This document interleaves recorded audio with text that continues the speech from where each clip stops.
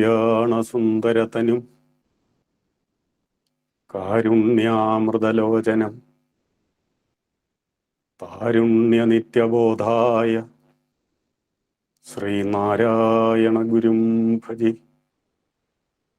നമ ശ്രീനാരായണ ഗുരുദേവ മഹാത്മനി പദാരവരിഷ്ഠായ പൂർണ്ണബ്രഹ്മസ്വരൂപിണേ. ഓം ശാന്തി ശാന്തി ശാന്തി. ഗുരു പാദങ്ങളിൽ പ്രണമിച്ചുകൊണ്ട് ഗുരുവിൻ്റെ ശിഷ്യ പ്രശിഷ്യ പരമ്പരയെ വന്ദിച്ചുകൊണ്ട് സ്നേഹനിധികളായ ശിവഗിരി സാഹോദര്യം സ്മൈൽ കുടുംബാംഗങ്ങളെ എല്ലാവർക്കും സ്നേഹവന്ദനം. രാജ്യമാകെ ഒരു ദുരന്തത്തിൽ വിറങ്ങലിച്ച് നിൽക്കുന്നു. നമുക്കെല്ലാവർക്കും പ്രാർത്ഥിക്കാം, അവസരോചിതമായി പെരുമാറാം. ഇതിനെ അതിജീവിക്കാൻ നമ്മുടെയും നമ്മാൽ ആവുന്ന ശ്രദ്ധയും സഹകരണങ്ങളും ഉണ്ടാകുമാറാകട്ടെ എന്ന് ആദ്യമേ സൂചിപ്പിക്കട്ടെ. പ്രിയമുള്ളവരെ, അപ്രീതിയിൽ അപജയം, ഇതൊരു പക്ഷേ കുറഞ്ഞൊരാളുകൾക്ക് മനസ്സിലായിട്ടുണ്ടാവില്ല. കുമാരനാശാന്റെ ഒരു പ്രയോഗമാണ്. ഗുരുപാദ ദശകത്തിലെ ആരംഭം. പ്രീതിക്കാളാകിൽ ഓരാതെ അഖില മഹിമയും ഭൂതിയും നൽകും ഏതോ ചൈതന്യം പൂണ്ടും അപ്രീതിയിൽ അപജയമുണ്ടാക്കിയും നിൽക്കയാലോ. ഗുരുവിൻ്റെ പ്രീതിക്കാളായാൽ ഓരാതെ, നനച്ചിരിക്കാതെ, വിചാരിക്കാതെ തന്നെ, ആഗ്രഹിക്കാതെ തന്നെ സകല മഹിമയും ഭൂതിയും നമുക്ക് ലഭിക്കും. അതിൻ്റെ ഒരു മറുവശം ചൂണ്ടിക്കാണിക്കുകയാണ്. ഗുരുവിൻ്റെ പ്രീതി ഇല്ലാതെ അപ്രീതിക്ക് പാത്രമായാലോ അപചയവും ഉണ്ടാവും. അപ്പൊ ഇവിടെ ഒരു കാര്യം നമ്മൾ ശ്രദ്ധിച്ചോളണം. സാധാരണ ഈ ദേവതാ സങ്കല്പത്തിലും ഈ വിശ്വാസ സമ്പ്രദായത്തിലുമൊക്കെ കാണുന്നത് പോലെ ഈ ദേവ കോപം ഉണ്ടാകും എന്ന് നമ്മൾ ധരിക്കരുത്. മിക്കപ്പോഴും ആ വഴിക്ക് നമ്മൾ ചാഞ്ഞു പോകും. ഒരിക്കലും അങ്ങനെ ചെയ്യരുത്. ഗുരുവിൻ്റെ പ്രീതി കിട്ടിയാൽ അനുഗ്രഹങ്ങൾ ഉണ്ടാകുമെന്നും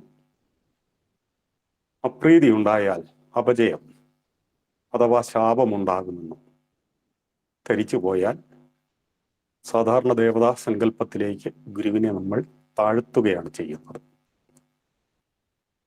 ഇവിടെ ഒരു കാര്യം ഓർക്കുക. ധർമ്മം,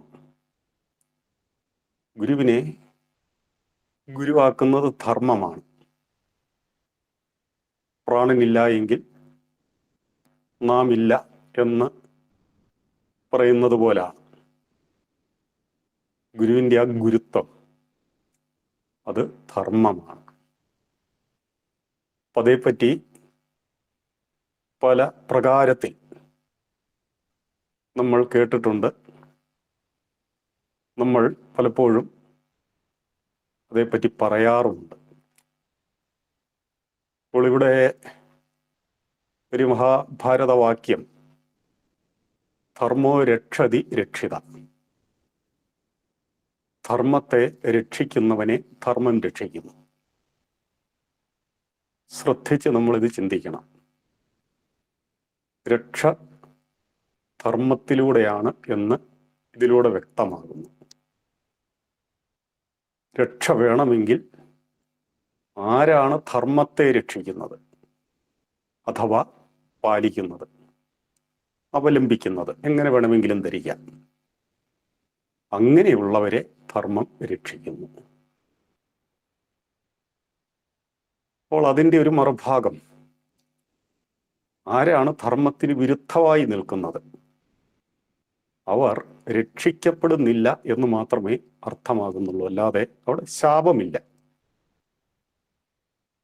നോക്കൂ, വഞ്ചിയിൽ ഏറിയവൻ അവൻ രക്ഷിക്കപ്പെടുന്നു. വഞ്ചിയിൽ ഏറിയില്ല, അവൻ രക്ഷിക്കപ്പെടുന്നില്ല, അവൻ മുങ്ങിപ്പോകുന്നു. ഇങ്ങനെ നമുക്ക് ധരിക്കാവുന്നതാണ്. ഇനി മറ്റൊന്ന്, അഗ്നി. എത്രയൊരു അവശ്യ കാര്യമാണ് അഗ്നി. അതില്ലാതെ എങ്ങനെ ജീവിതം സാധ്യമാകും? അവിടെ വെളിച്ചത്തിനോ ചൂടിനോ യുക്തമായി അഗ്നിയെ നമുക്ക് ഉപയോഗിക്കാം. പക്ഷെ അവിടെ അഗ്നിയെ അയുക്തമായി സമീപിക്കുന്നവനെ അപകടം പടയും. അത് ഒരു പ്രകൃതി നിയമമാണ്. അഗ്നിയുടെ വെളിച്ചം കാണാം, എന്നാൽ ആ അഗ്നിയിലേക്ക് ചാടിയാലോ അവൻ നശിച്ചു പോകും. ഇതിനെ സാധാരണ ഒരു പ്രകൃതി നിയമമെന്ന് നമുക്ക് കണ്ടുകൂടെ. ധർമ്മവും ഇതുപോലെ അഴിവില്ലാത്തതാണ്.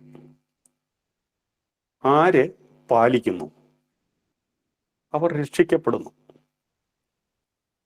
ആര് പാലിക്കുന്നില്ല, ഇനി പാലിക്കുന്നില്ല എന്ന് മാത്രമല്ല, അതിന് വിരുദ്ധമായി ചരിക്കുന്നു, അവൻ നാശമടയുന്നു.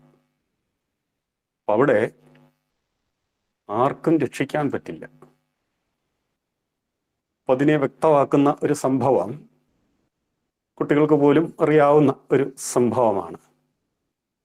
ഗുരുദേവൻ തന്നെ മുഴിഞ്ഞിട്ടുള്ള ഒരു സാനുഭവ കഥനം. ഒരിക്കൽ ഈ തപശ്ചര്യാകാലത്ത് ഈ തപോഭൂമിയിൽ വെച്ച് ഗുരുവിനെ ഒരു തേള് വന്ന് കുത്തുകയുണ്ടായി. അഗ്നി കൊണ്ട് കുത്തിയതുപോലെ ദേഹമാകെ അഗ്നി പടരുന്നത് പോലെ വല്ലാത്തൊരു പൊള്ളൽ ദേഹമാകെ അനുഭവപ്പെടുകയാണ്. ആ തേളിനെ നോക്കിക്കൊണ്ട് ഗുരു വിചാരം ചെയ്തതെന്താണ്? ഈ ജന്മത്തിൽ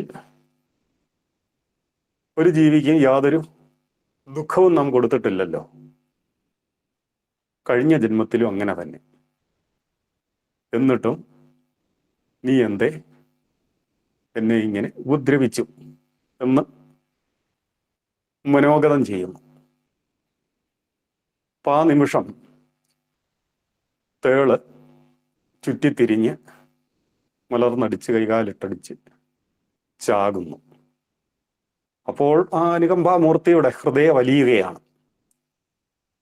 അവിടുന്ന്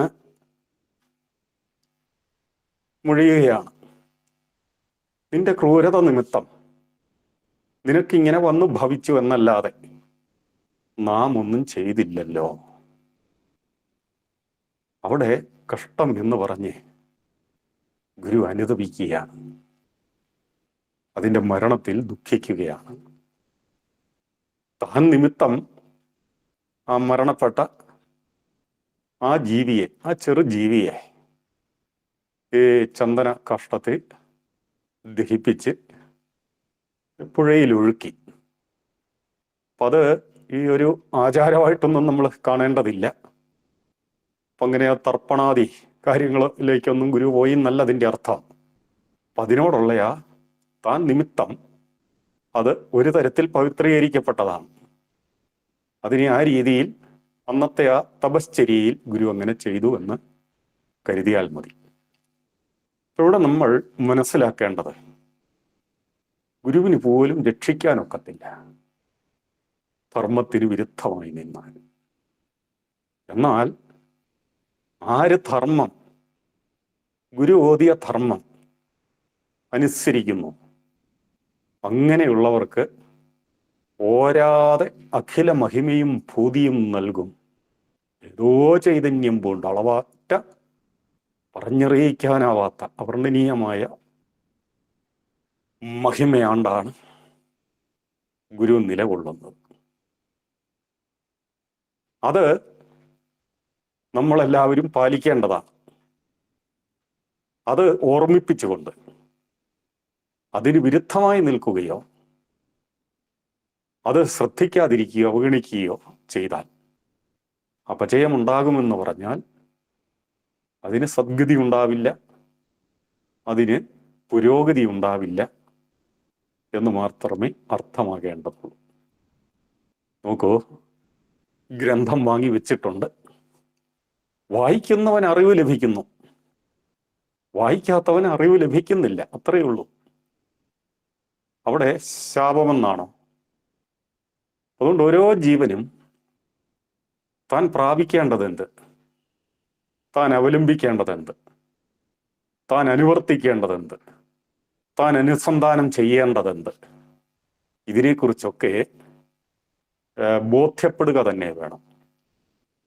എല്ലാവരും തത്വമറിഞ്ഞ് സിദ്ധാന്തങ്ങളൊക്കെ മനസ്സിലാക്കി ആ വഴിക്ക് വരും എന്ന് നമുക്ക് കരുതിക്കൂടാ. സാമാന്യ ജനങ്ങൾക്ക് അവരുടേതായ ഒരു ബൗദ്ധിക നിലവാരമുണ്ട്, അതിൻ്റെതായ ഹൃദയവികാസമേ കാണും. അപ്പം അങ്ങനെയുള്ളവരുടെ ആ മാനസിക നിലവാരത്തിലേക്കൊക്കെ ഇറങ്ങി വരുന്നവനാണ് ഗുരു എന്ന് നമ്മൾ മുമ്പ് കണ്ടു. എളിയോർക്ക് ഇണങ്ങി നിൽക്കുന്ന മുഴുമുതലാകിയ മൂർത്തി എന്ന് നമ്മളതിനെ മനസ്സിലാക്കുകയുണ്ടായി. അപ്പോൾ ഇവിടെ നമ്മൾ ഇനി കാണാൻ പോകുന്നത് ഗുരുവിനെ അവഗണിച്ചു എന്ന് പറയുമ്പോൾ നിന്ദിച്ചു എന്ന് ഒരിക്കലും അർത്ഥമാക്കരുത്. അപ്പം നമ്മൾ ഇങ്ങനെയുള്ള കഥകളൊക്കെ കേൾക്കുമ്പോൾ നമ്മുടെ സാധാരണ പരിചയിച്ച ഒരു ഭാഷയും മനോസ്ഥിതിയൊക്കെ ഉണ്ട്. ചില സമയത്ത് ഇങ്ങനെയൊക്കെ പറഞ്ഞെന്ന് വരാം, മേടിച്ച് കെട്ടി, ഗുരുവിനോട് കളിച്ചവരൊക്കെ മേടിച്ച് കെട്ടിയിട്ടേ ഉള്ളൂ. ഇതൊക്കെ ഈ മൈക്കിന് മുമ്പിൽ നിന്ന് പോലും പറയുന്ന ഒരവസ്ഥ ഒരിക്കലും അരുത്. അപ്പം നോക്കൂ, അപ്രീതിയിൽ അപജയമുണ്ടായവരുടെ ചരിതങ്ങളും നമുക്ക് കാണാം. അപ്പം അത് നമ്മൾ പഠിക്കുന്നത്, അതിനെക്കുറിച്ച് ചിന്തിക്കുന്നത് ഒന്നാമതായി ഗുരുമഹിമയെ ഒന്ന് ബോധ്യപ്പെടാൻ വേണ്ടിയിട്ടാണ്. മുമ്പ് പറഞ്ഞ തത്വം, പ്രീതിയിൽ അനുഗ്രഹമുണ്ടാകുന്നു, അപ്രീതിയിൽ നിഗ്രഹമല്ല സംഭവിക്കുന്നത്, പിന്നെയോ അപജയം. ഇത് ആവർത്തിച്ച് പറഞ്ഞുകൊണ്ടിരിക്കുന്നത് ആ ധാരണ മാറുന്നത് വരെ. ഇപ്പൊ ക്ലാവ് മാറുന്നത് വരെ തേച്ചുകൊണ്ടേയിരിക്കണം, അല്ലാതെ ഒന്ന് വീശിയാൽ മാറിപ്പോകുന്നതല്ലല്ലോ ക്ലാവ്. അതുകൊണ്ടാണ് ആവർത്തന വിരസത ആർക്കും തോന്നാതിരിക്കട്ടെ, അത് ഇനിയും ആവർത്തിച്ചെന്ന് വരും. അപ്പൊ ഇവിടെ അപ്രീതിക്ക് പാത്രമായിട്ടുള്ളവർ, അവരെയും നമ്മൾ ആദരവോടെ കാണേണ്ടതാണ്. മുമ്പ് സൂചിപ്പിച്ചിട്ടുണ്ട്, ഈ ഗുരുവിൻ്റെ മുമ്പിൽ അബദ്ധം ചെയ്തവരുണ്ട്, അബദ്ധം പറഞ്ഞവരുണ്ട്.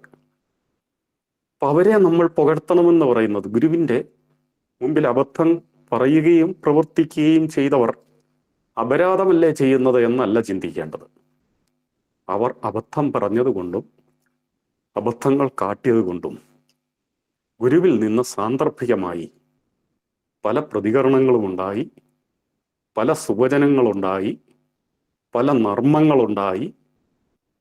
അങ്ങനെ ഒരു പരിധി വരെ ഈ പശുക്കുട്ടി പശുവിനെ ചുരത്തിക്കുന്നത് പോലെ, ഇടിച്ച് ഇടിച്ച് ചുരത്തിക്കുന്നത് പോലെ, ഇങ്ങനെയുള്ള സംഭവങ്ങളൊക്കെ ഗുരുവിൻ്റെ പ്രതികരണങ്ങൾ ഉണ്ടാകുന്നതിന് നിമിത്തമായിട്ടുണ്ട്. അങ്ങനെയുള്ള പ്രതികരണങ്ങളൊക്കെ വിലപ്പെട്ട അവിടുത്തെ ധർമ്മത്തിൻ്റെ ആ വ്യാഖ്യാനമായി, ലളിത വ്യാഖ്യാനമായി നമുക്ക് അനുഭവപ്പെടാനിവിടെ വന്നിട്ടുണ്ട്. അത്തരം വലിയ കാര്യങ്ങളിലേക്കൊന്നും നമ്മൾ പോകുന്നില്ല. ഇന്ന് ഒരു 3-4 നുറുങ്ങ് സംഭവങ്ങൾ നമുക്കൊന്ന് കാണാം. ഗുരുവിൻ്റെ വാക്കുകളെ അവഗണിച്ചത് കൊണ്ടുണ്ടായ ചില പ്രശ്നങ്ങൾ അല്ലെങ്കിൽ സങ്കടങ്ങൾ, അത് നമുക്കൊന്ന് കണ്ടുപോകാം. ഒന്നാമത്തെ സംഭവം, അത് വർക്കല ശിവഗിരിയിൽ തന്നെയാണ് നടക്കുന്നത്. ശാരദാമഠത്തിൻ്റെ ആ പ്രതിഷ്ഠ നടന്നിട്ടില്ല. അതിൻ്റെ പണികൾ ഇങ്ങനെ പുരോഗമിക്കുന്ന ഒരു ഘട്ടമാണ്. അതിൻ്റെ അന്തിമ ഘട്ടത്തിലേക്ക് എത്തി നിൽക്കുന്നു.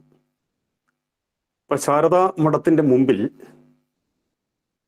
ഒരു കൊച്ചു മണ്ഡപം ഒന്നുണ്ട്. അതിന്നും ഉണ്ട്.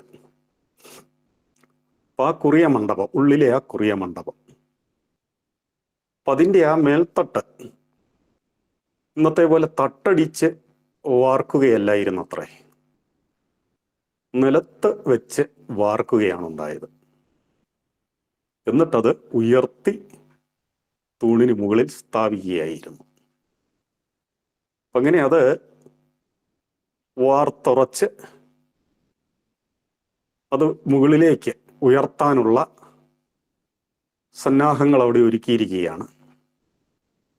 ഈ സമയം ആ ജോലികളെല്ലാം വീക്ഷിച്ചുകൊണ്ട് ഗുരുദേവനും സമീപത്തുണ്ടായിരുന്നു. അപ്പം അവിടെ നല്ല ബലമുള്ള ഏണികൾ സജ്ജമാക്കിയിട്ടുണ്ട്. അതിൽ ഈ കപ്പി, വടം ഇതെല്ലാം സജ്ജീകരിച്ചിട്ടുമുണ്ട്. അതിങ്ങനെ 3 കൂട്ടിക്കെട്ടി അത് മുക്കാലി പോലെ നിർത്തിയൊക്കെയാണ്, അതിന് മുകളിൽ കഴയൊക്കെ വെച്ചാണ് ഇത് ഉയർത്താൻ ശ്രമിക്കുന്നത്. അപ്പം ഗുരു ഇത് കാണുമ്പോൾ ഒരു സംശയം ഉന്നയിച്ചു. അതിന് ബലമുണ്ടാവില്ലല്ലോ. അപ്പം എല്ലാവരും ഗുരുവിനെ നോക്കി, പിന്നെ തമ്മി നോക്കി, പിന്നെ അവരാ ഏണിയിലൊക്കെ ഒന്ന് ബലം പിടിച്ചു നോക്കി, ഒന്നുകൂടെയൊക്കെ ഒന്ന് നിരീക്ഷിച്ചു. അപ്പം അതിലൊരാൾ വിനയത്തോടെ പറഞ്ഞു, ഇത് പുതിയതായി വെട്ടിയ ഏണിയാണ്, കുഴപ്പമൊന്നും ഉണ്ടാവില്ല. ഗുരു ഒന്നും മുഴിഞ്ഞുമില്ല. അവിടുന്ന് ഇതിങ്ങനെ നോക്കിക്കൊണ്ട് തന്നെയിരുന്നു. ഇവർ വളരെ ശ്രമപ്പെട്ട്, വളരെ ശ്രദ്ധയോടെ അത് ഉയർത്തി തുടങ്ങി. അത് ഉയർന്നു പൊങ്ങിയില്ല. ഏതാണ്ട് പകുതി ആയപ്പോഴത്തേക്കും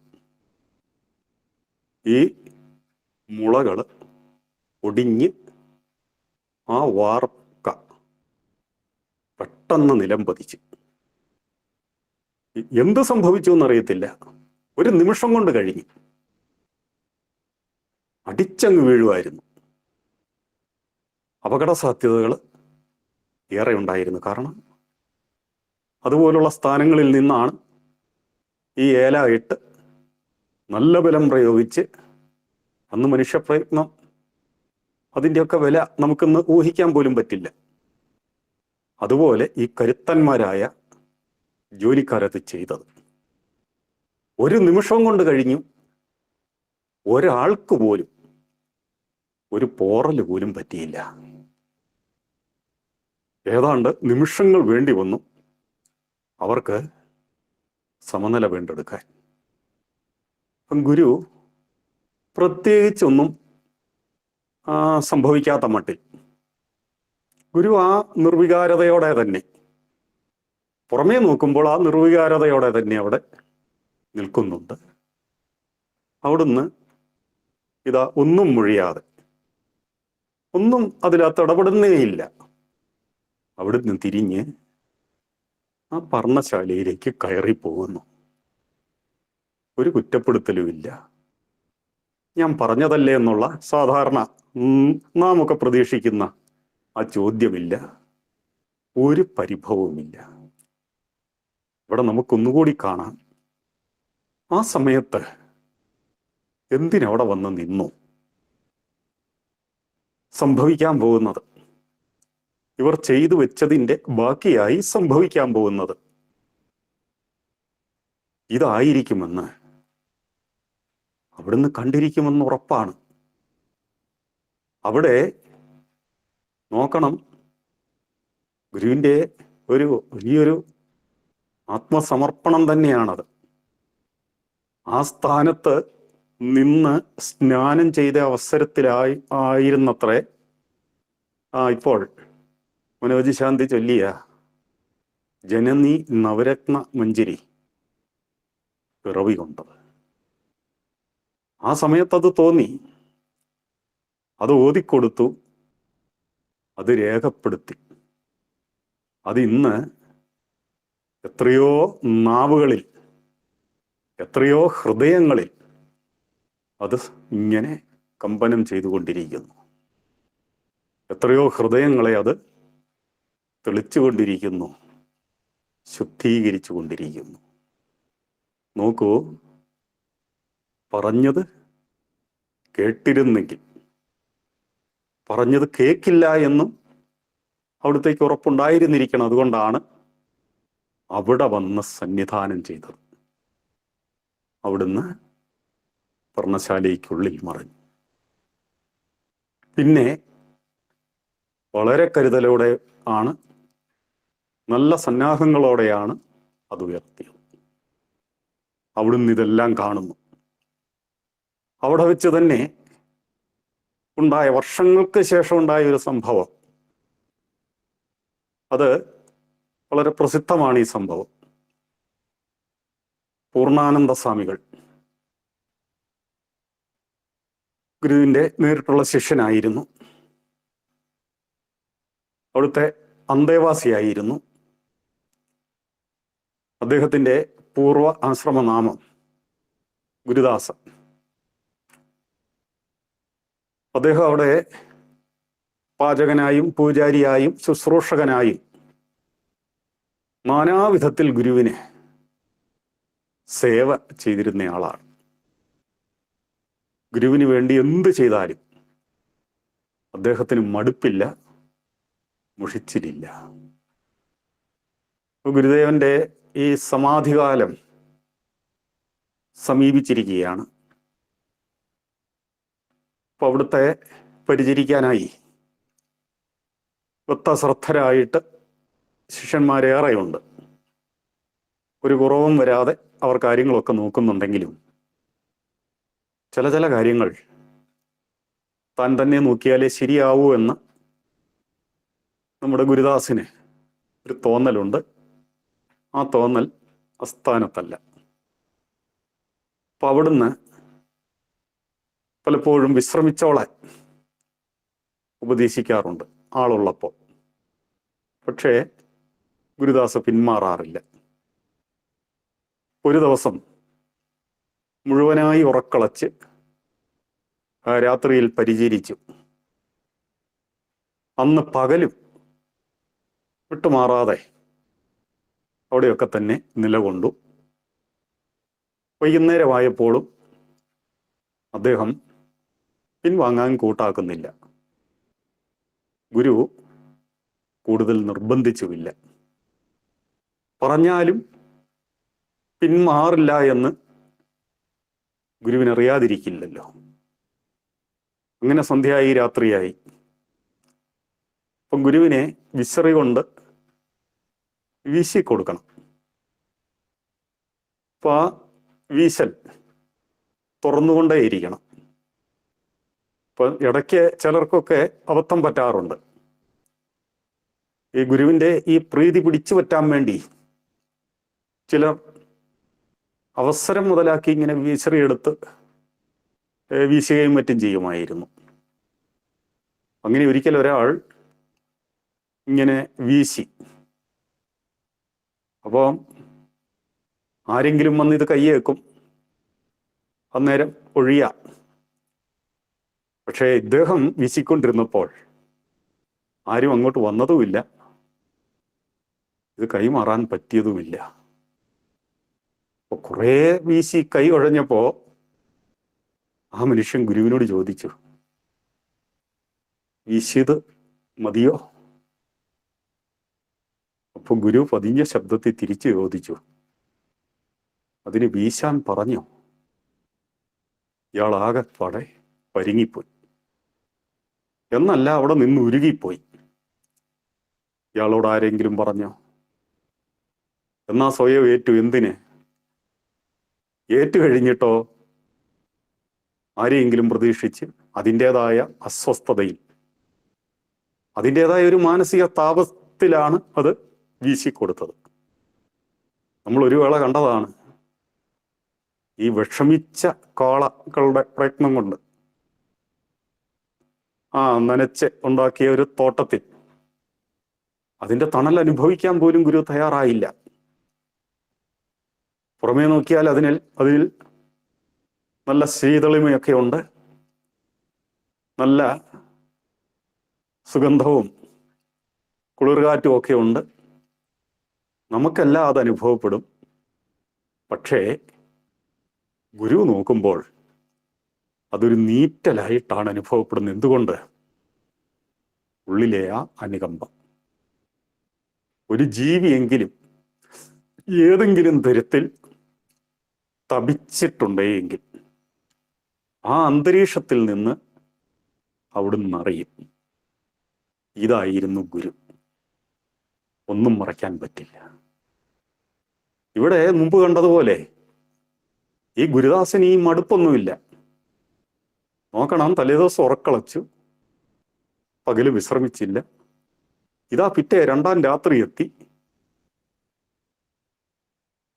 പലപ്പോഴും വിശ്രമിച്ചു കൊള്ളാൻ സൂചിപ്പിച്ചിട്ട് വിനയത്തോടെ ഞാൻ തന്നെ ചെയ്തു കൊള്ളാമെന്ന മട്ടിൽ ഇദ്ദേഹം അത് തുടരുകയാണ്. ഗുരു കണ്ണുകൾ അടച്ചു കിടക്കുന്നു. അത് നമുക്ക് വിശ്വസിക്കാനൊക്കത്തില്ല. ധ്യാനമാണ്, ഉറക്കമാണ്. സാധാരണഗതിയിൽ അങ്ങനെ ഒരു അന്തരീക്ഷത്തിൽ ആരാണെങ്കിലും ഉറങ്ങിപ്പോകും, എത്ര ആരോഗ്യമുണ്ടെങ്കിലും. ഇങ്ങനെ കണ്ണടച്ച് കിടന്ന ഗുരുവിനെ വീശി വീശി വീശി ഇദ്ദേഹത്തിൻ്റെ കണ്ണിൽ മയക്കം വന്നു. പെട്ടെന്ന് ദേഹം മുന്നോട്ടാഞ്ഞു.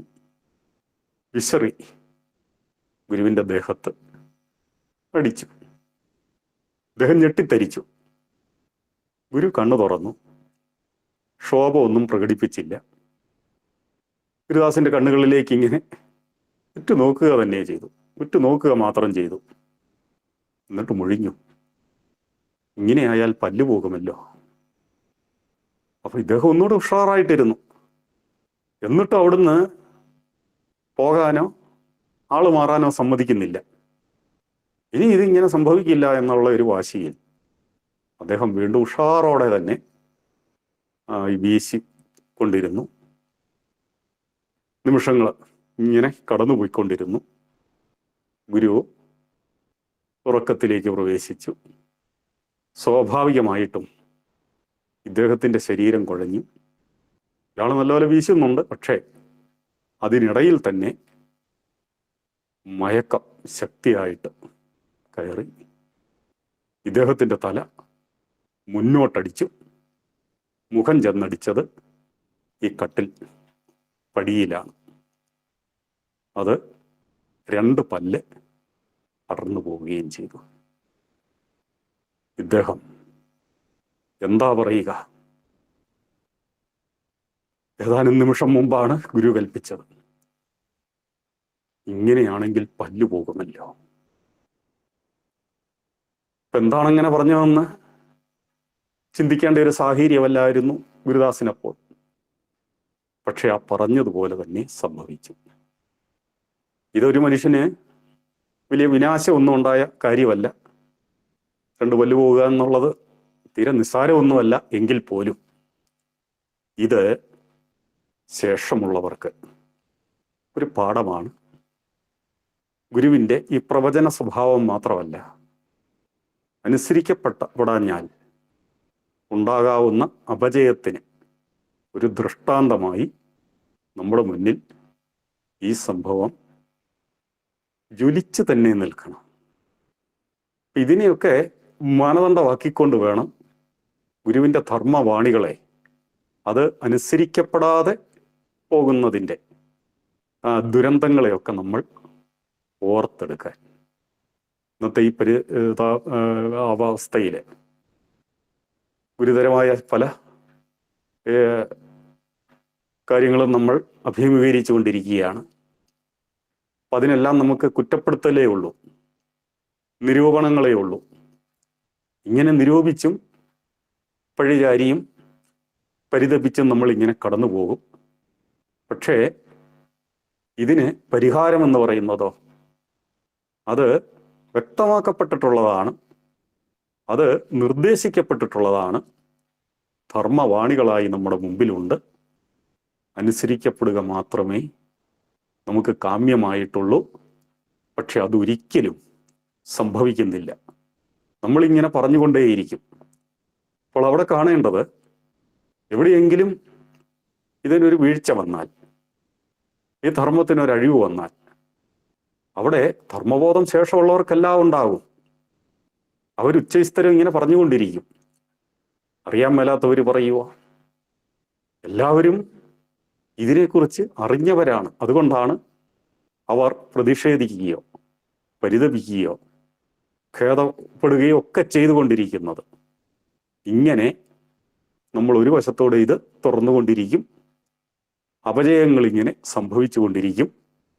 ഒരിക്കലും ഇനി അത് സംഭവിക്കാതിരിക്കട്ടെ എന്ന് പ്രാർത്ഥിക്കുകയാണ്. ഇനി നമ്മൾ കാണാൻ പോകുന്നത് ആറ്റിങ്ങൽ. അതിന് സമീപത്താണ് ഈ വക്കം, വേലായുധം നടയും ദേവേശ്വരം ക്ഷേത്രവുമൊക്കെ. ആ ദേവേശ്വരം ക്ഷേത്രമൊക്കെ ഉണ്ടായതിന് പിന്നിലെ ഒരു ചരിത്രമൊക്കെ പറയുന്നുണ്ട് പണ്ട്. അത് ഗുരുവ് അവിടെ വന്ന് പ്രതിഷ്ഠ നടത്താനിടയായ സാഹചര്യം അതൊക്കെ നമുക്ക് മറ്റൊരവസരത്തിൽ നമുക്ക് കേൾക്കാവുന്നതാണ്. അപ്പം അവിടെ പലപ്പോഴും ഗുരു ദിവസങ്ങളോളം തങ്ങാറുണ്ടായിരുന്നു. അങ്ങനെ തങ്ങുന്ന അവസരത്തിൽ ഈ ഗുരു ഈ കൂടെ മുണ്ടനം ചെയ്യുന്ന പ്രകൃതമുണ്ടായിരുന്നു. തല മുണ്ടിത ശിരസ്കനായിട്ടാണ് ഗുരുവിനെ മിക്കപ്പോഴും കാണാറുള്ളത്. ഇപ്പൊ യാത്രക്കിടയിലോ അതിനിടയിലുള്ള അസൗകര്യങ്ങൾ വന്നുപെട്ടാലോ ഇങ്ങനെ കുറ്റിരോമങ്ങളോ കുറ്റിമുടിയോ ആയിട്ട് അങ്ങനെയുള്ള അവസരങ്ങളിൽ എടുക്കപ്പെട്ട ചിത്രങ്ങളാണ് ഈ ഗുരുവിനെ ഇങ്ങനെ സാധാരണ നമ്മൾ കാണുന്നത് പോലെ. ഇപ്പം മുടിയും താടിയും ഇല്ലാത്ത ഒരു ഗുരുവിനെ സങ്കല്പിക്കാൻ നമുക്ക് ആർക്കും സാധിക്കില്ല. പല ചിത്രങ്ങളിലും അങ്ങനെ കാണുന്നത് കൊണ്ട്. അപ്പം പലയിടങ്ങളിലും ഗുരു ചെന്നാൽ ഗുരുവിൻ്റെ ക്ഷൗരം നിർവഹിക്കുന്നതിന് ആരെയെങ്കിലും ആ പ്രദേശത്ത് ചട്ടം കെട്ടുമായിരുന്നു. അത് എല്ലാവരെയും ഒന്നും അങ്ങനെ വിളിക്കാറില്ല. അത് നമ്മൾ ഈ സംഭവം കേൾക്കുമ്പോൾ അത് മനസ്സിലാകും. അവിടെ ഒരു പഴയ ഒരു വേലായുധൻ മൂത്താൻ എന്നാണ് കാണുന്നത്. അദ്ദേഹമാണ് ഗുരുവിനെ മുണ്ടനം ചെയ്യുവാനുള്ള, അത് പല തവണ മുണ്ടനം ചെയ്യുവാനുള്ള ഭാഗ്യമുണ്ടായ മഹാൻ. അപ്പൊ അദ്ദേഹത്തിന് ഗുരുദേവൻ വെച്ചു കൊടുത്ത ചില ചിട്ടയുണ്ട്, അല്ലെങ്കിൽ ഗുരുവിൻ്റെ ശിഷ്യന്മാർ നിർദ്ദേശിച്ച ചില ചിട്ടകളുണ്ട്. ആ ചിട്ടകൾ പാലിക്കപ്പെടണമെന്ന് നിർബന്ധമാണ്. ചില സമയം അന്വേഷിക്കും. അപ്പോൾ ഈ മൂത്താനെ വിളിച്ചു വരുത്തും. മൂത്താൻ വന്നിട്ട് വെറുതെ ചിലപ്പോൾ മുടങ്ങിപ്പോകേണ്ടി വരും. ഇന്ന് വേണ്ടതില്ല എന്നോ മറ്റോ കൊടുന്ന് മൊഴിയും. അപ്പോൾ ആവശ്യപ്പെട്ട് വരുത്തിയിട്ട് ഇങ്ങനെ മുടക്കി വിടുന്നത് എന്തിനായിരിക്കാം? അപ്പോൾ അതിനെന്തെങ്കിലും കാരണം ഉണ്ടാകുമെന്ന് ഈ ഗുരുവിനെ അടുത്ത് പഴകിയ ശിഷ്യന്മാർക്ക് മനസ്സിലാകാതെ വരില്ല. അപ്പം അങ്ങനെ ഈ മനസ്സിലാക്കിയ ചില കാര്യങ്ങളൊക്കെ ഈ മൂത്താനെയും ധരിപ്പിക്കും. അടിച്ചു നനച്ച് കുളിച്ചു കൊള്ളണം. ഗുരുവിൻ്റെ ആ നിവേദ്യപുരയിലെ വിശേഷങ്ങൾ നമ്മൾ കണ്ടതാണ്. അവിടെയും ഇതൊക്കെ തന്നെയായിരുന്നു. അടിച്ചു നനച്ച് കുളിക്കാതെ ആ അടുപ്പിലെ ചാരം വരാൻ പോലും പറ്റില്ല. അടുക്കളയിലേക്ക് പ്രവേശനമേ ഇല്ല. ഏതാണ്ട് ഇതുപോലാണ്. അടിച്ച് നനച്ച് കുളിക്കണം. പിന്നെ ക്ഷേത്ര ദർശനവും കൂടി നടത്തിയിട്ട് വന്നാണ് ക്ഷൗരം ചെയ്യുന്നത്. അപ്പൊ ക്ഷേത്ര ദർശനം നടത്തുന്നത് എന്തിന് എന്ന് ചോദിച്ചാൽ അതെല്ലാം ആ മനസ്സതുപോലെ ഒന്ന് പക്വമാകാനും ആ പ്രശാന്തമാകുന്നതിനും വേണ്ടിയിട്ടാണ്. അപ്പം അതുപോലെ ചെയ്യുന്ന കർമ്മത്തിന് അതിൻ്റെതായ ഒരു സൂക്ഷ്മതയും എല്ലാം വരും. അപ്പം അങ്ങനെ വന്ന് ക്ഷൗരം ചെയ്യുമ്പോൾ ഒരു കാര്യവും കൂടിയുണ്ട്. ഈ ചൂടാക്കിയ വെള്ളത്തിൽ കത്തി മുക്കണം. അത് നല്ലപോലെ കഴുകിയെടുക്കണം. ഒന്ന് നോക്കണം, അണുനശീകരണം അന്നത്തെ നിലയ്ക്ക്. ഇതെല്ലാം ഗുരു കാണിക്കുന്ന ഒരു മാതൃകയാണ്. സത്യത്തിൽ എല്ലാവരും അങ്ങനെയൊക്കെ ചെയ്യേണ്ടതാണ്. ഇന്ന് അതിനുള്ള സംവിധാനങ്ങളൊക്കെ വേറെ ഉള്ളത് കൊണ്ട് ഇന്ന് നമുക്കത് വലിയ കാര്യമായിട്ട് തോന്നില്ല. അന്നത്തെ നിലയ്ക്ക് ഇങ്ങനെയുള്ള കാര്യങ്ങളൊക്കെ അസാധാരണമാണെന്ന് പറയേണ്ടി വരും. അപ്പം അവിടുന്ന് ഇങ്ങനെയൊക്കെ പാലിച്ച് ഈ വേലായുധൻ മുത്താൻ എത്തിയെങ്കിൽ മാത്രമേ ക്ഷൗരത്തിന് വിധേയനാകാറുണ്ടായിരുന്നു. ഇനി ക്ഷൗരം ചെയ്തു കഴിഞ്ഞാലോ അത് ഇതിൻ്റെ ശേഷിപ്പെല്ലാം ഈ കടലാസിൽ പൊതിഞ്ഞു കെട്ടി ദൂരെ എവിടെയെങ്കിലും കൊണ്ട് കുഴിച്ചു മൂടിക്കൊള്ളണമെന്നാണ്. കത്തിച്ചു കളയണമെന്നല്ല, കുഴിച്ചു മൂടിക്കളയണമെന്നാണ്. കൃത്യമായിട്ട് ഇയാൾ തന്നെ അത് ചെയ്യുമായിരുന്നു. ഇയാൾ ഇതൊരു മഹാഭാഗ്യമായിട്ടാണ് കരുതിയിരുന്നത്. ഗുരുവിൻ്റെ ഒരു അടിയുറച്ച ഒരു ഭക്തനും കൂടിയായിരുന്നു അയാൾ. എത്രയാണെന്ന് പറഞ്ഞാലും മനുഷ്യനാണ്. കാലം കടന്നു പോകുമ്പോഴും ആയുസ് കുറഞ്ഞുകൊണ്ടിരിക്കും. അങ്ങനെ ആയുസ് അവസാനിച്ച് അയാൾ മരണപ്പെട്ടു. അപ്പോൾ ഇദ്ദേഹത്തിൻ്റെ ഒരു മകനുണ്ടായിരുന്നു പിൻഗാമിയായി. ഇദ്ദേഹത്തിന് എൻ്റെ പുറകെ പോന്ന് ആ മകന് നല്ല പരിചയമുണ്ട്. അപ്പം ആ നിലയ്ക്ക് അച്ഛൻ്റെ ആ സ്മരണ, അച്ഛനോടുള്ള ആ പരിഗണന, അത് സ്വാഭാവികമായിട്ടും മകനിലേക്ക് എത്തും. അങ്ങനെ തൊഴിലിൽ നല്ല വിദഗ്ധനുമാണ്, ആരും ആക്ഷേപം പറയില്ല. പക്ഷെ ഒരു കുഴപ്പമുണ്ടായിരുന്നു.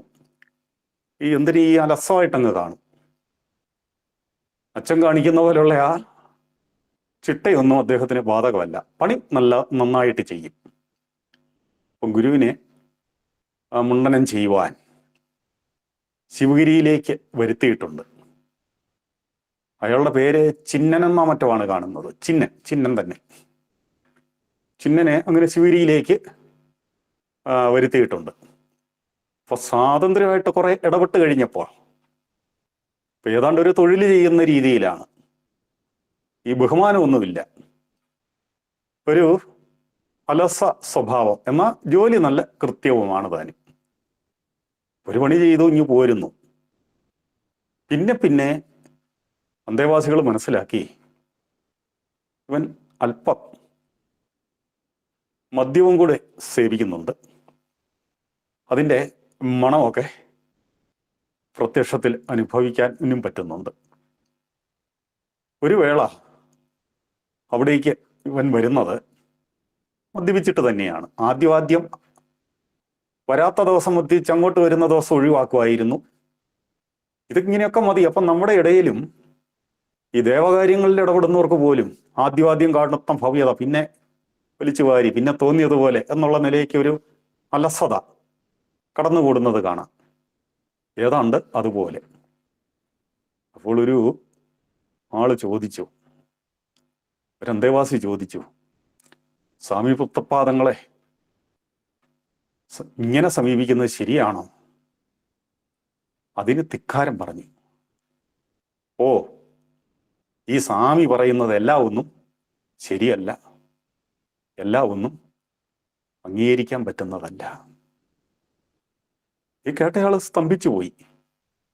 തൃപ്പാദങ്ങളെ സേവിക്കാൻ വരുന്ന ഒരാൾ ഇതുപോലെ തൃപ്പാദങ്ങളെ അടുത്തിടപെടാൻ നോക്കണം.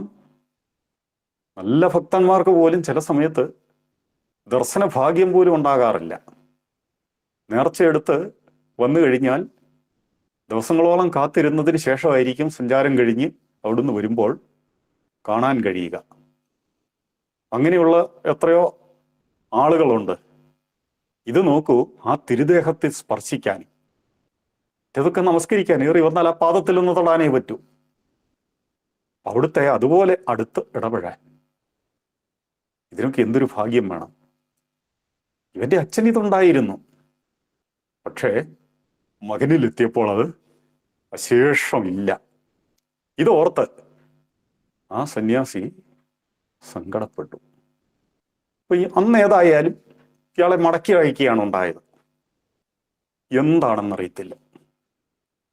ഈ മടങ്ങി വന്നു.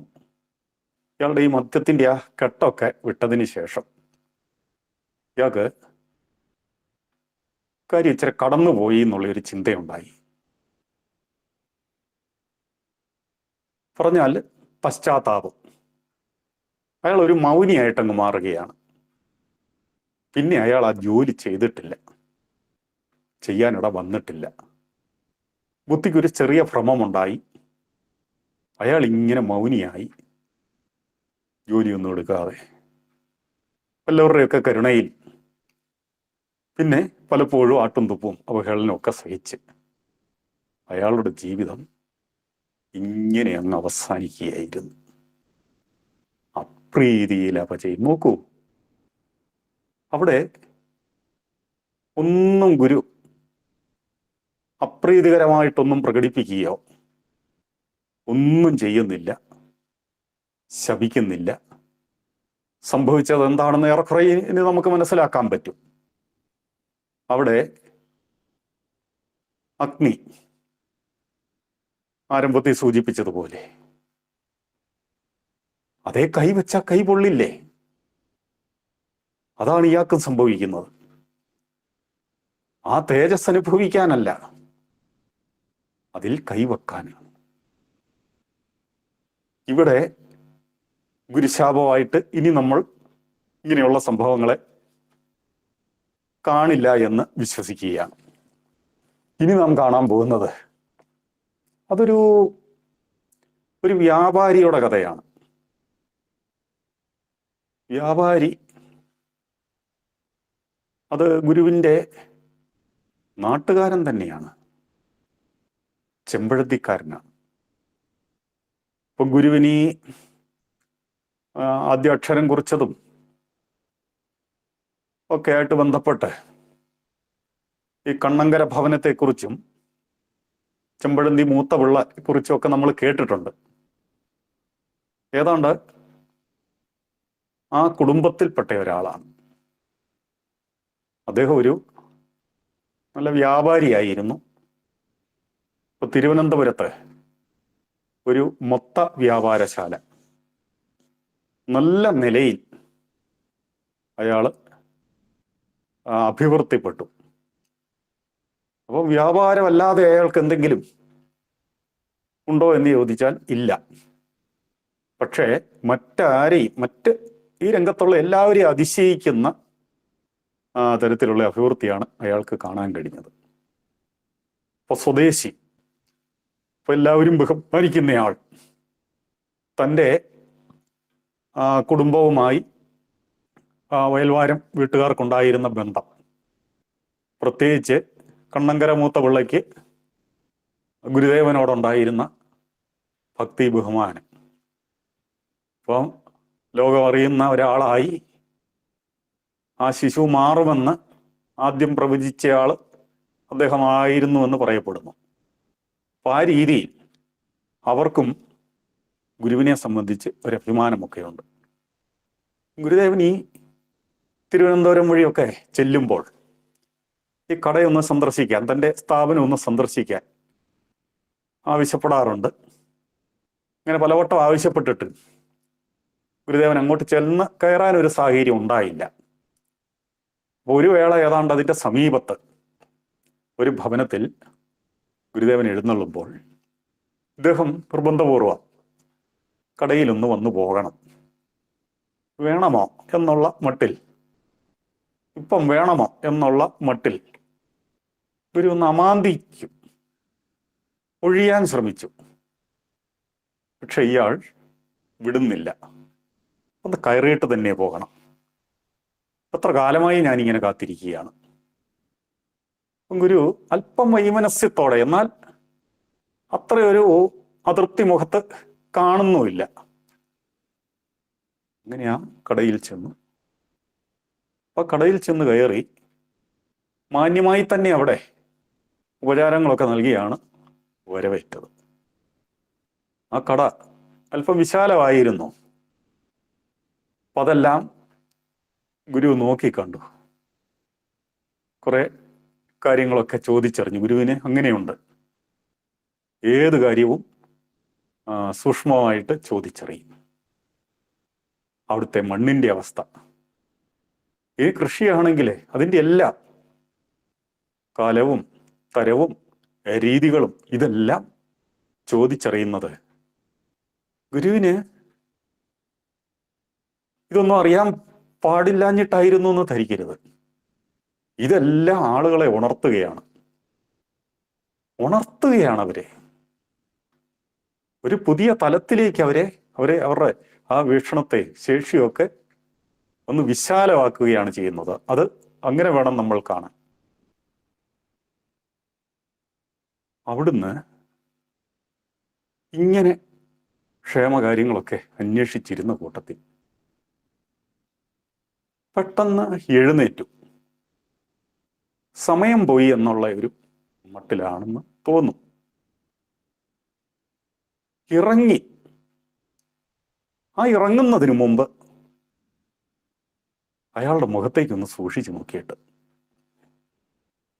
ഇത് നിർത്തിക്കോണം എന്നിരുത്തി ഒരു പറച്ചിൽ. അവിടുന്ന് ഇറങ്ങി അങ്ങ് പോയി. കൂട്ടത്തിലുണ്ടായിരുന്നവർ അവരും ഒന്ന് അമ്പരക്കാതിരുന്നില്ല. ഈ മനുഷ്യനാണെങ്കിൽ ആകെ സ്തംഭിച്ചു നിൽക്കുന്നു. ആ വ്യാപാരശാലയിൽ ഉണ്ടായിരുന്നവരും സഹായികളുമെല്ലാം എന്താണ് സംഭവിച്ചതെന്ന് മനസ്സിലാകാതെ. എന്നാൽ ഇയാളാണെങ്കിൽ അല്പം വരണ്ട മട്ടാണ് കണ്ടാൽ. ഇത് നിർത്തിക്കൊള്ളണം. അപ്പൊ എല്ലാവർക്കും ഒരു സംശയമായി. അഭിനന്ദിച്ച് പറഞ്ഞു. പ്രോത്സാഹനജനകമായ വാക്കുകൾ പലതും അവിടെ വെച്ചുണ്ടാവുകയും ചെയ്തു. പെട്ടെന്ന് എഴുന്നേറ്റിറങ്ങി ഇത് നിർത്തിക്കൊള്ളണം എന്ന് പതിവ് വിട്ടുള്ള ഒരു സ്വരം. ഇങ്ങനെ അനുഗ്രഹിച്ച് പറഞ്ഞിട്ട് ഇത് നിർത്തിക്കൊള്ളാനോ എന്താണെന്നൊന്നും ആർക്കും മനസ്സിലായില്ല. പിന്നെ എല്ലാവരും ഒരു മൗനാവസ്ഥയിലാണ്. ഒന്നും ചെയ്യാൻ അങ്ങോട്ട് അവർക്ക് ഉത്സാഹമില്ല. ചെയ്യുന്നതൊക്കെ മാറിയും തിരിഞ്ഞും ഒക്കെ പോകുന്നു. ഇയാൾക്കാണെങ്കിലും ഈ പലപ്പോഴും ഈ ലക്ക് കെടുന്നു. പിന്നീട് സംഭവിക്കുന്നത് ഏതാണ്ട് 1-2 ആഴ്ച കഴിഞ്ഞപ്പോൾ ഒരു വാർത്ത വരുന്നു. ഇയാളെ പോലീസ് അറസ്റ്റ് ചെയ്തു. അന്നത്തെ കാലത്തെ പോലീസ് അറസ്റ്റ് ചെയ്തു എന്ന് മാത്രമല്ല, ജയിലിൽ അടയ്ക്കുകയും ചെയ്തു. അതീവ ഗുരുതരമായ ഒരു കുറ്റത്തിനാണ് എന്ന് പിന്നീട് അറിയാൻ കഴിഞ്ഞു. അദ്ദേഹം ചെയ്ത കുറ്റം അത് ഇച്ചിരി കടുത്ത കുറ്റമായിരുന്നു. ഈ അന്നത്തെ നാണയമുണ്ടല്ലോ, അതിൽ ഏതോ ഒരു നാണയം ഇയാൾ ഈ കള്ള നാണയം ഇറക്കി. ആദ്യം ചെറിയ തോതിലൊക്കെ തുടങ്ങി. ഇത് ഇയാളെ സംബന്ധിച്ച് കൊള്ളാമെന്ന് കണ്ടപ്പോൾ അത് വിപുലമായി എന്ന് തുടങ്ങി. എത്രയാണേലും ഒരു നാള് പിടി വീഴും. അങ്ങനെ പിടിച്ചു. ക്ഷമിക്കത്തക്ക കുറ്റമല്ല എന്ന് കണ്ട് അദ്ദേഹത്തെ കഠിന തടവിന് ശിക്ഷിക്കുകയാണ്. ആ തടവിൽ കിടന്നുകൊണ്ട് തന്നെ അദ്ദേഹം മരണപ്പെടുകയും ചെയ്തു. അപ്പം നമ്മളൊന്ന് ഓർത്തു നോക്കൂ, നല്ലൊരു ബന്ധം ആ കുടുംബവുമായിട്ട് ഉണ്ടായിരുന്നു. ഗുരുവിനെ വിശ്വാസമായിരുന്നു എന്നതുകൊണ്ടാണ് അവിടുത്തെ പലപ്പോഴും ആ കടയിലേക്ക് ക്ഷണിച്ചിരുന്നത് എന്ന് നമ്മൾ ധരിച്ചിട്ടുണ്ടാവും. എന്നാൽ അങ്ങനെ ആകാൻ വഴിയില്ല. വ്യാപാരിയാണ്. അപ്പം വ്യാപാരത്തിന് കൂടുതൽ നേട്ടം ഉണ്ടാകുന്നതിന് സ്വാമികളുടെ ആഗമനം ഗുണപ്പെടും എന്നുള്ള ആ ലാഭേച്ഛ മാത്രമായിരുന്നു എന്ന് കരുതിയാൽ മതി. ഒരിക്കലും അത് ഭക്തിയായിരുന്നില്ല. അതുകൊണ്ടാണ് ഗുരു പലവട്ടം അത്രയും വ്യക്തിപരമായിട്ട് അറിയാവുന്നയാളും അടുപ്പവും ഉണ്ടായിട്ടും അങ്ങോട്ട് ചെല്ലാതിരുന്നത്. വരാനിരിക്കുന്ന ദുരന്തം അതൊരിക്കലും ഗുരുവിനാൽ തടയാൻ പറ്റുന്നതല്ല. ഒരിക്കലും അങ്ങനെയുള്ളിടത്ത് ഗുരു ഇടപെടില്ല. എങ്കിലും ഒരു പ്രത്യേക സാഹചര്യത്തിൽ നിർബന്ധത്തിന് അങ്ങനെ പലപ്പോഴും വഴങ്ങേണ്ടി വരുന്നുണ്ട്. ചില നല്ല കാര്യങ്ങളെന്നൊക്കെ നമ്മൾ കാണുന്നതും ഒക്കെ ഗുരുവിനെ പലപ്പോഴും നിർബന്ധിച്ചു കൊണ്ടുപോകുന്നതാണ്. നമ്മൾ വിചാരിക്കുന്നുണ്ടോ കളവങ്കോട്ടയ്ക്കൊക്കെ സ്വയം തീരുമാനിച്ച് തൃപ്തിയോടെ വന്നതാണെന്ന്? ഒരു പ്രത്യേക സാഹചര്യത്തിൽ അവിടത്തേക്ക് പോകേണ്ടി വന്നു. അത് ചെയ്യേണ്ടി വരുന്നു. അങ്ങനെ വഴങ്ങേണ്ടി വരുന്നുണ്ട്. അവിടെയും ധർമ്മമല്ലേ ഈ സാധാരണ ഈ സ്നേഹവും സഹാനുഭൂതിയും ഒക്കെ അവിടുന്ന് പ്രകടിപ്പിക്കുന്നുണ്ടെങ്കിലും അവിടുന്ന് ധർമാത്മാവായതുകൊണ്ട് ധർമ്മത്തിന് നിരക്കാത്തതെന്നല്ല, നാടിന് വളരെ ഉപദ്രവകരമായ ഒരു കാര്യം അവിടെ കേന്ദ്രീകരിച്ച് നടക്കുന്നുണ്ട് എന്ന് വരുമ്പോൾ ആ ധർമാത്മാവിന് ഇങ്ങനെ പ്രതികരിക്കാതിരിക്കാനാവില്ല. ഇത് നിർത്തിക്കൊള്ളണം. കൃത്യമായിട്ട് അയാൾക്കത് മനസ്സിലാക്കുക തന്നെ ചെയ്തു.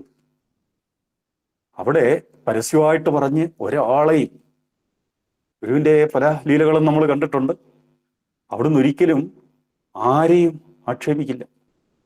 എന്നാൽ വ്യക്തമായ സൂചന അത് മനസ്സിലാകേണ്ടവർക്ക് മനസ്സിലായി. ഒരുപക്ഷെ അന്നത് കേട്ടിരുന്നു എങ്കിൽ, അന്നതനുസരിച്ചിരുന്നു എങ്കിൽ ഗുരുവിൻ്റെ ആ അനുശാസനമെന്ന് തന്നെ പറയാം, അത് കേട്ട നിമിഷം തന്നെ അതിൽ നിന്ന് പിൻവാങ്ങിയിരുന്നുവെങ്കിൽ അയാൾക്ക് ഒരുപക്ഷെ എന്നല്ല തീർച്ചയായിട്ടും ഈ ദുരന്തം ഉണ്ടാകുമായിരുന്നില്ല. അത് അയാൾ തുടരുക തന്നെ ചെയ്തു. കാരണം ഈ ലാഭം അത് കൂടുന്തോറും ആർത്തി കൂടും. പണം അധികമായാൽ ആശ വർദ്ധിക്കും. ഗുരുവിൻ്റെ ഒരു വാണി നമുക്ക് എല്ലാവർക്കും അറിയാം.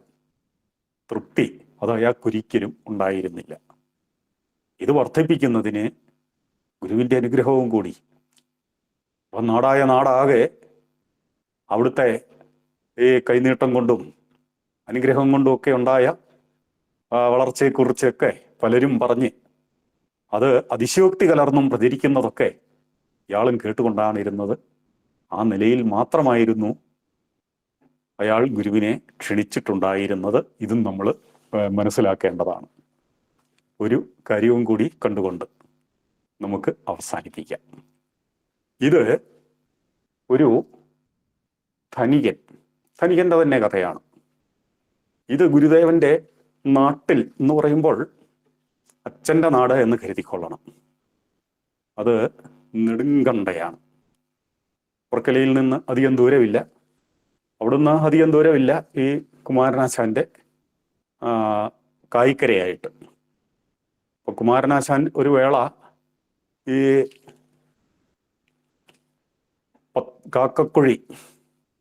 കാക്കക്കുഴി പത്മനാഭൻ വൈദ്യര് എന്ന ഒരാളുമായിട്ട് ഈ സതീർത്ഥ്യനാകുന്നുണ്ട്. കാക്കക്കുഴി പത്മനാഭൻ വൈദ്യർക്ക് അയച്ച കത്തുകളൊക്കെ ഉണ്ട് ആശാന്റെ കത്തുകളിൽ. ആദ്യകാലത്ത് തന്നെ ഉണ്ടായ ബന്ധമാണ്. അപ്പം ഗുരുവിൻ്റെ ഒരു ബന്ധുവായിരുന്നു SNDP യോഗത്തിൻ്റെ മുൻ ജനറൽ സെക്രട്ടറിയും പ്രസിഡന്റും ഒക്കെ ആയിരുന്ന M. Govindan judge. Govindan judge എന്ന് പറഞ്ഞാൽ എല്ലാവർക്കും അറിയാം. അപ്പോൾ ഗുരുദേവൻ കൂടുതലും പല കാര്യങ്ങൾക്കും ആശ്രയിച്ചിരുന്നത് ഈ ഗോവിന്ദൻ ജഡ്ജിയായിരുന്നു. ഒരുപക്ഷെ പലർക്കും അറിയാൻ പാടില്ലാത്ത ഒരു കാര്യമായിരിക്കാം. അതായത് ഈ ഗോവിന്ദൻ ജഡ്ജിയുടെ അമ്മയുടെ, നോക്കണം അതിൻ്റെ ബന്ധം പോകുന്നത്, ഗോവിന്ദൻ ജഡ്ജിയുടെ അമ്മയുടെ സഹോദരിയുടെ മകന്റെ മകളുടെ മകൻ. അപ്പം ആ രീതിയിൽ വരും മാടനാശാനുമായിട്ടും ഗുരുദേവനുമായിട്ടുള്ള ബന്ധം. അപ്പം ഏതാണ്ടൊരു മച്ചുനൻ എന്നുള്ള നിലയിലാണ് വരുന്നത്. ആ ബന്ധത്തിൽപ്പെട്ട ഒരാളായിരുന്നു. ഗുരുദേവനെ വിവാഹം കഴിച്ചു എന്ന് നമുക്ക് പറഞ്ഞുകൂടാ. ഗുരുദേവന് വേണ്ടി സഹോദരിമാർ പുടവ കൊടുത്ത കാളിയമ്മ, അത് സത്യത്തിൽ മകളായിട്ട് വരും ബന്ധം പറഞ്ഞു വരുമ്പോൾ. അപ്പോൾ അതവിടെ നിൽക്കട്ടെ, ഇത് സന്ദർഭവശാൽ ഒന്ന് സൂചിപ്പിച്ചെന്ന് മാത്രമേ ഉള്ളൂ. ഇപ്പൊ ശിവഗിരി സ്കൂളിന്റെ പണി നടക്കുന്ന സമയമാണ്. ഇപ്പൊ കാക്കക്കുഴി പത്മനാഭൻ വൈദ്യരുടെ വൈദ്യശാലയിൽ, അദ്ദേഹത്തിന്റെ വീട് തന്നെയായിരുന്നു വൈദ്യശാല, നല്ല സൗകര്യമുള്ള ഒരു ഭവനമാണ്. ഏതാണ്ട് ഒരു മാസക്കാലത്തോളം ഗുരുദേവൻ ഈ ധനസംഭരണത്തിനായിട്ട് അവിടെ കേന്ദ്രീകരിച്ച് പ്രവർത്തിച്ചെന്നാണ് പറയപ്പെടുന്നത്. അപ്പോൾ ഏറിയ സമയവും ഈ പത്മനാഭൻ വൈദ്യരുടെ വൈദ്യശാലയിലായിരുന്നു താമസം. പലരും വന്നു കാണുകയായിരുന്നു. പലരും ധരിക്കുന്ന പോലെ ഈ കയറി ഇറങ്ങി, വീട് കയറി ഇറങ്ങി അവിടെ നിന്നുള്ള ധനസംഭരണം ഒന്നുമല്ല. എവിടെയെങ്കിലും ചെല്ലും, പെട്ടെന്ന് കാട്ടുതീ പോലെ സ്വാമി എത്തിയ വർത്തമാനം പരക്കും, ആളുകൾ കൂട്ടമായിട്ടെത്തും, ഒരു കാര്യവും ഇല്ലെങ്കിലും കാഴ്ചകൾ പലതുണ്ടാകും. ഇനി ഇങ്ങനെ ഒരു ലക്ഷ്യത്തോടെയാണ് അവിടുന്ന് എഴുന്നള്ളിയിരിക്കുന്നതെന്ന് അറിയുമ്പോൾ അവിടെ കരുതി തന്നെ ആളുകൾ വരും. അങ്ങനെ കിട്ടുന്ന ദക്ഷിണയിലൂടെയാണ് ഈ ധനസമാഹരണം നടക്കുക. അപ്പോൾ പലരും പ്രതീക്ഷിക്കുന്ന ഒരാളുണ്ട്.